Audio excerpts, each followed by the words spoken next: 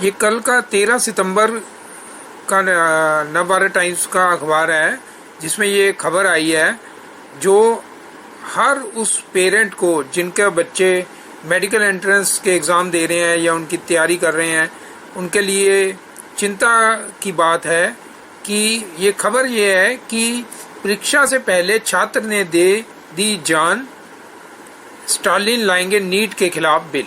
रविवार को नीट का एग्ज़ाम था, मेडिकल एंट्रेंस एग्ज़ाम।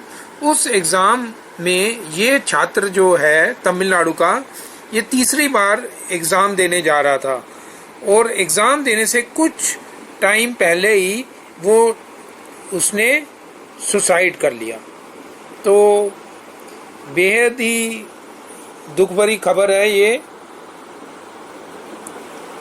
और उन सब पेरेंट्स के लिए एक चिंता की बात है जिनके बच्चे मेडिकल एंट्रेंस का एग्ज़ाम देते हैं, जो इतनी टफ परीक्षा होती है, और वो डिप्रेशन में आ जाते हैं।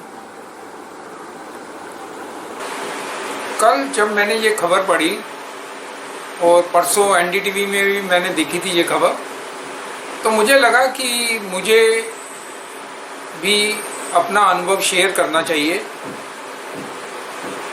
क्योंकि आत्महत्या जो है वो किसी समस्या का समाधान नहीं है। जिस प्रकार आजकल बच्चों में आत्महत्या की घटनाएं बढ़ रही हैं, तो काउंसलिंग की बहुत ज़्यादा ज़रूरत है। ये मैं अपने अनुभव के अनुसार आपको कह रहा हूँ, और आप इस वीडियो को पूरा जरूर देखें। खास तौर पर वो पेरेंट्स जिनके बच्चे मेडिकल एंट्रेंस के या अन्य कॉम्पिटिटिव एग्ज़ाम की तैयारी कर रहे हैं, वो ज़रूर देखें इस वीडियो को। मैं अपना अनुभव आपके साथ शेयर करूंगा, और जो बच्चे मेडिकल एंट्रेंस के एग्ज़ाम दे रहे हैं और डिप्रेस फील कर रहे हैं, वो भी इस वीडियो को ज़रूर देखें। पूरा वीडियो देखें, अंत तक देखें, और मेरे जो अनुभव हैं, हो सकता है मेरे इस अनुभवों से किसी की ज़िंदगी बच जाए और आप डिप्रेशन से बाहर आ जाए। मैं एक लेखक हूँ, आप जानते हैं, एक पत्रकार हूँ, लेकिन मैं लेखक और पत्रकार नहीं बनना चाहता था। मैं भी डॉक्टर बनना चाहता था।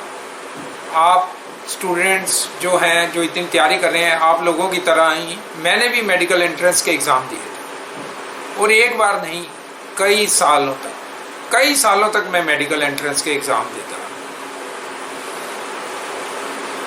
मैं भी डिप्रेस हो जाता था जब मेरा मेडिकल एंट्रेंस में एग्ज़ाम में सिलेक्शन नहीं होता था।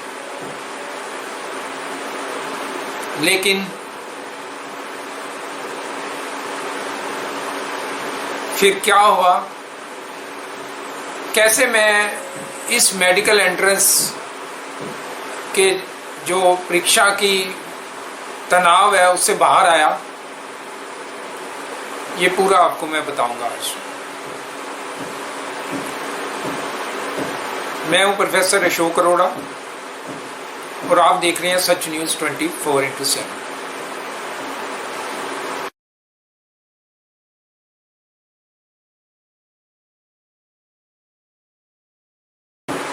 ये 1980 की बात है, जब मैंने 12th के एग्ज़ाम क्लियर किए थे। मेरे पास भी बायोलॉजी सब्जेक्ट था, और मेरी इच्छा थी कि मैं डॉक्टर बनूं। और डॉक्टर मैं इसलिए नहीं बनना चाहता था कि मुझे पैसे कमाने हैं, इसलिए बनना चाहता था कि मैं भी चाहता था कि मैं कुछ गरीबों की सेवा करूं, मेडिकल प्रोफेशन में जाऊं, लोगों के काम आऊं, इसलिए डॉक्टर बनना चाहता था। तो 12वीं के जब मेरे एग्ज़ाम हुए, तो मैंने एक कोचिंग इंस्टीट्यूट भी ज्वाइन किया मेडिकल एंट्रेंस की तैयारी के लिए, Delhi public college of competition DPCC, और भी कई कॉलेज ज्वाइन किए। एग्ज़ाम दिया, मेरा सिलेक्शन नहीं हुआ 12th के बाद।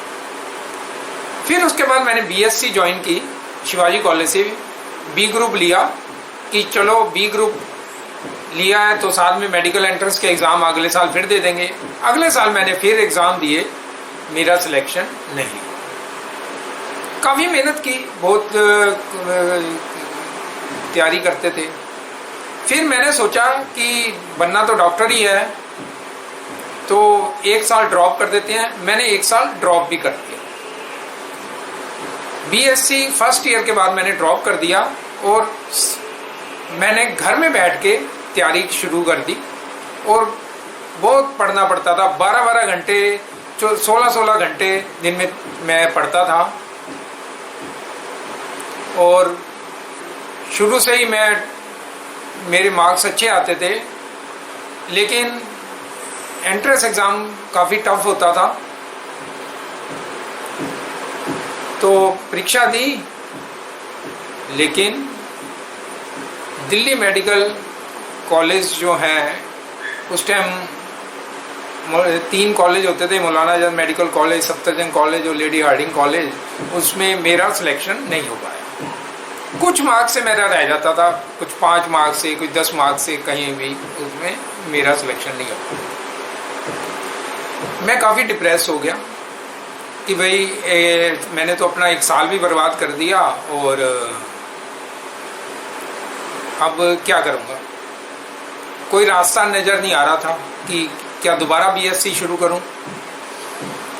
तो जैसे स्टूडेंट्स के मन में ख्याल आते हैं कि चलो लाइफ कुछ नहीं रही, हम अपनी लाइफ को ही ख़त्म कर देते हैं, तो ये मैं आज खुलासा कर रहा हूँ, मेरे मन में भी ऐसे ही ख्याल आया। मैं दिल्ली में तब टैगोर गार्डन में रहता था, वहाँ से मैं सीधा यमुना पार चला गया, यमुना पे, और वहाँ पे यमुना का जो पुल है, मैंने सोचा कि मैं यमुना में छलांग लगा दूंगा। मैं काफ़ी डिप्रेस था, रिज़ल्ट देख के आया था और मेरा सिलेक्शन नहीं हुआ था, तो मैं काफ़ी डिप्रेस था। तो मैंने जो पूरा पुल है वो पूरा पुल क्रॉस कर लिया, सोचते सोचते, यही सोचते कि क्या मैं ये जो काम कर रहा हूँ, जो ये सुसाइड कर रहा हूँ, ये ठीक है या गलत है। फिर मेरे मन में ख्याल आया कि ये मैं सही नहीं कर रहा। मेरे अपने पेरेंट्स हैं, मेरे अपने परिवार के प्रति भी जिम्मेदारी हैं, और कोई बात नहीं, इस बार सिलेक्शन नहीं हुआ, अगली बार फिर ट्राई कर लेंगे, बीएससी दोबारा ज्वाइन कर लेंगे। यही सोचता रहा और मैंने सुसाइड का इरादा छोड़ दिया। अगले साल फिर मैंने एग्ज़ाम दिए, बीएससी मैंने दोबारा एडमिशन लिया। पहले तो कॉलेज वाले एडमिशन ही नहीं दे रहे थे कि आपने ड्रॉप कर दिया। मेरे बड़े भैया साथ में गए, उन्होंने एक रिक्वेस्ट की तो उन्होंने एडमिशन दे दिया मुझे दोबारा, और सेकेंड ईयर के बाद भी मैंने एग्ज़ाम दिया, फाइनल ईयर के बाद भी एग्ज़ाम दिया, मेरा सिलेक्शन नहीं हो पाया। मेरे बड़े अच्छे पेपर होते थे, इतने अच्छे पेपर होते थे, जब मैं आके घर में चेक भी करता था तो मेरे 90% आंसर ठीक होते थे। लेकिन पता नहीं क्या था, करप्शन था। मुझे लगता था कि वहाँ पे जो आंसर शीट है वही चेंज हो जाती हैं, या कुछ ना कुछ गड़बड़ है कि जिससे मेरा सिलेक्शन नहीं हो पा रहा। बहुत डिप्रेस होता था, क्योंकि मेरी तैयारी बहुत अच्छी थी, बहुत अच्छा मैं पढ़ता था, बहुत अच्छे पेपर करके आता था, फिर भी मेरा उसमें मेरिट में नंबर नहीं आता।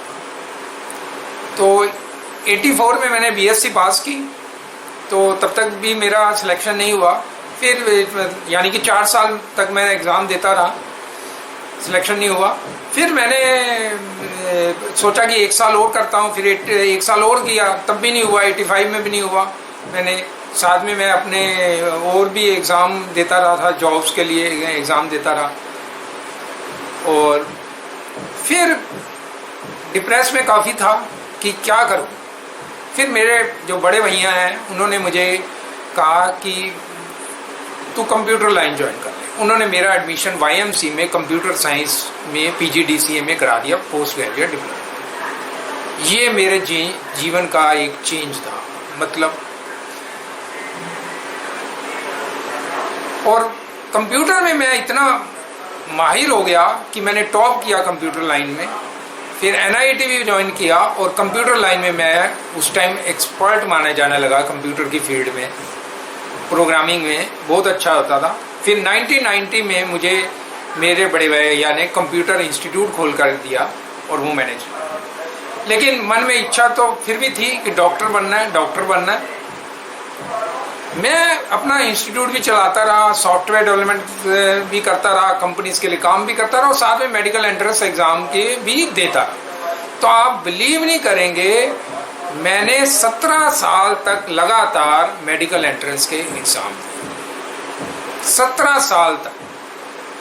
दिल्ली पीएमटी का एक रिकॉर्ड होगा कि 17 साल तक किसी एक ही स्टूडेंट ने लगातार एग्जाम दिए और सिलेक्शन नहीं हुआ मेरा। कोई बात नहीं,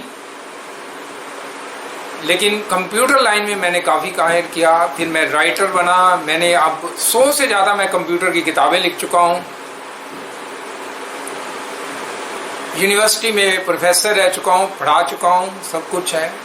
तो आप देखेंगे कि सिर्फ यही नहीं है कि मेडिकल लाइन ही आपका एक कैरियर है, कैरियर बहुत है। आप क्यों डिप्रेस हो जाते हैं? मैं आप सब स्टूडेंट्स को बोलना चाहूँगा, जो भी नीट के एग्ज़ाम दे रहे हैं या मेडिकल एंट्रेंस के एग्ज़ाम दे रहे हैं, आप तैयारी करते हैं, लाखों लोग बैठते हैं और उसमें से 10-12 हज़ार 20 हज़ार के करीब सिलेक्शन होते हैं। तो ज़रूरी नहीं है आपका सिलेक्शन हो। उसके अलावा ज़रूरी क्या है? डॉक्टर ही बनना है। डॉक्टर बनने के अलावा और भी बहुत रास्ते हैं, आपके पास बहुत कैरियर ऑप्शन है। आप अपनी अगर लाइफ ही खत्म कर देंगे तो फिर क्या रहा? अगर मैंने अपनी लाइफ उस टाइम खत्म कर दी होती तो मैं तो कभी, मेरे परिवार में क्या बीतती। तो इसलिए कभी भी अपने मन में आत्महत्या का विचार कभी ना लाइए। आज मैं अपना एनजीओ भी चलाता हूँ, लोगों को गाइड करता हूँ। मेरी वजह से लोग, मुझे काफ़ी लोगों की मैंने नौकरियां लगवाई, कई लोगों को मैंने फ्री में पढ़ाया, कई लोगों की मैंने, लोगों के कहते हैं कि आप बहुत अच्छा काम कर रहे हो। मेरे मम्मी तो मुझे कहते थे कि तू सबकी फ्री में ही सेवा करता रहता है, कुछ पैसे भी नहीं लेता। तो बहुत बड़े आप कर सकते हो कुछ, अगर आपके मन में डिटर्मिनेशन है। आप हिम्मत ना छोड़िए। मैं आपसे यही कहूँगा, जैसे इस लड़के ने तीसरे अटेम्प्ट में ही एग्ज़ाम देने से पहले ही ये तमिलनाडु के लड़के ने सुसाइड कर लिया, तो ये कोई हल नहीं है। सुसाइड कोई भी सॉल्यूशन नहीं है किसी भी समस्या का। सिर्फ मैं स्टूडेंट्स नहीं, अन्य भी कोई भी प्रॉब्लम हो, कभी भी आप आत्महत्या ना करिए। आप अपने आप को स्ट्रांग बनिए, हिम्मत रखिए। हर प्रॉब्लम का सॉल्यूशन है, सुसाइड सॉल्यूशन नहीं है, किसी भी प्रॉब्लम का सॉल्यूशन नहीं है। सुसाइड करने से क्या होता है, आप तो इस दुनिया से चले जाते हो, लेकिन आपके पीछे जो लोग हैं, आपके मम्मी पापा हैं, आपके भाई बहन हैं, उनके लिए कितना कष्ट छोड़ जाते हो, ये कभी आप सोच भी नहीं सकते। आप कभी भी सुसाइड की तरफ कभी ना, आप जितना भी, अगर आपको डिप्रेशन है तो आप ज़्यादा डिप्रेशन है तो आप एक साइकियाट्रिस्ट की मदद लीजिए, उससे काउंसलिंग लीजिए, ट्रीटमेंट लीजिए। साइकियाट्रिस्ट के पास जाने का मतलब ये नहीं कि आप पागल हैं या आपको कोई दिमाग आपका ठीक नहीं है, ऐसा नहीं है। आप काउंसलिंग लीजिए, घर वालों पेरेंट्स से बात कीजिए, खुल के बात कीजिए, लेकिन डिप्रेस कभी ना होइए।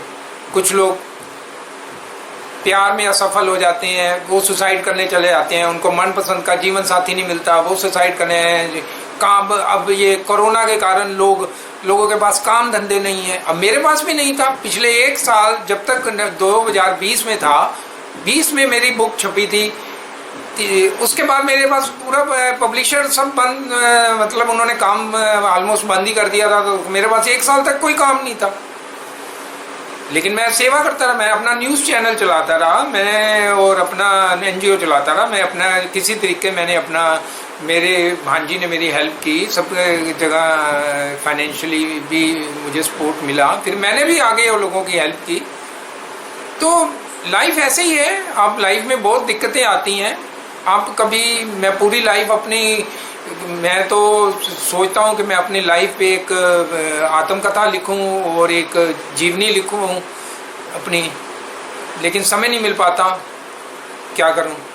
लेकिन समय मिला तो ज़रूर लिखूँगा। बहुत बड़ी जीवन में काफ़ी तजुर्बे मैंने देखे हैं, मैंने काफ़ी कष्ट सहे हैं। इतने कष्ट सहने के बाद भी मैंने हिम्मत नहीं आ रही। मैंने अपने परिवार के 3 लोग खोए, मैंने बड़े भैया को खोया, मैं अपनी मदर को खोया, अपनी फादर को खोया।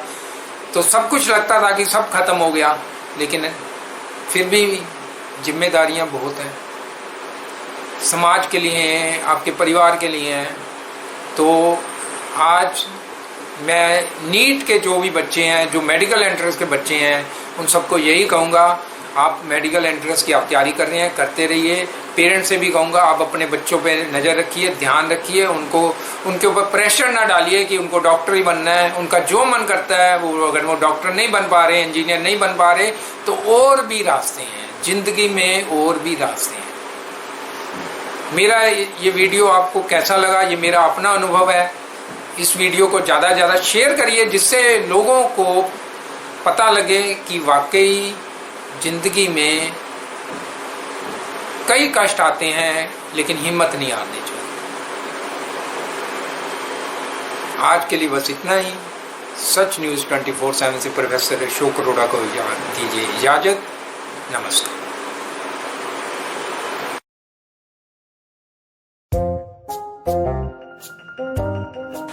हाय राहुल। हाय रिचा, अच्छा एक बात बताओ, तुम इंग्लिश समझ लेते हो, बोल क्यों नहीं पाते हो?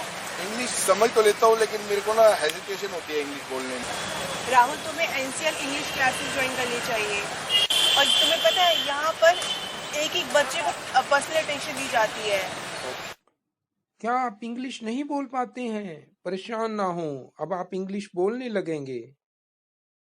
Join NCL English classes. Learn English in 60 hours. Contact 9315813596.